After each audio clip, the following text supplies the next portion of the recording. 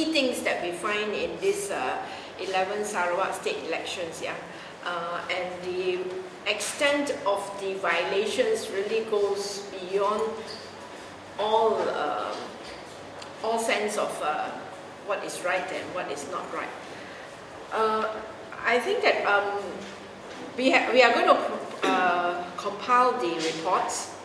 We are still waiting for the evidences to be sent by our Pemantau.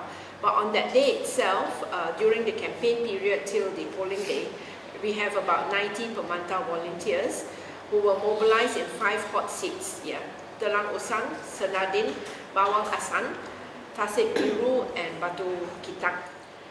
So there are 7 major categories of election offences that we have found, and we are very, very disappointed that the Election Commission has done nothing and said nothing about all these election offences, and has also not taken any action to actually stop these offences occurring. One is the bribery, and it's not just coming from Bersih. You can see it on the Facebook, you can see people reporting it, tweeting it.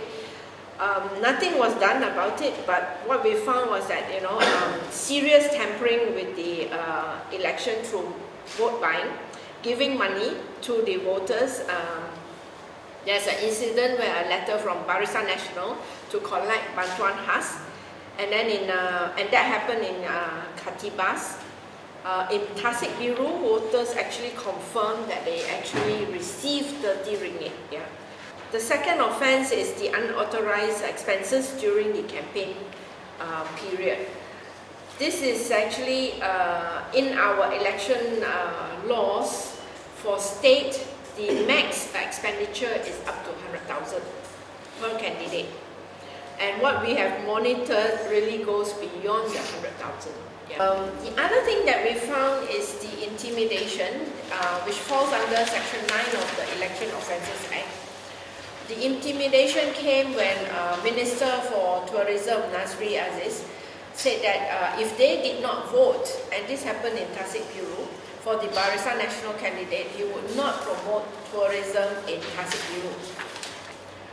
The fourth category is treating under Section 8 of the Election Offences Act, where we found, you name it, free food, lucky draws, hampers, prizes, even smartphones were given up to the voters, and this happened in Bawang Asan, in Long Berman, Telah, and a few others. The other one is, of course, during the polling day, a lot of pondok panas actually appeared. While it has always been the practice to have pondok panas, but actually political parties, both sides, the opposition and also the Barisan Nasional, that doesn't seem to realize that under Section 26(1) of the Election Offences Act, you're not supposed to have pondok panas. The other one is the ferrying of voters to the polling station. This actually falls under 21A of the Election Offences Act. And we see four-wheel drive being used, people given travel allowances of 20 ringgit to actually go to the polling stations. The seventh offence is actually the use of government resources and also the machinery, where properties, branding, logos, funds were actually used to help in the campaign. State and federal government logos were actually commonly seen on Barisan Nasional banners, and government cars were used to transport candidates and those campaigning for them. The last one, and we really feel that, you know, they are incompetent and they have failed badly to actually manage the election at a state level, and this is the state level. We don't know what's going to happen because we are having 2 more by-elections and a national election coming up. I think this whole thing shows that money politics has been and remains the norm, in Sarawak, in Semenanjung, in Malaysia in general.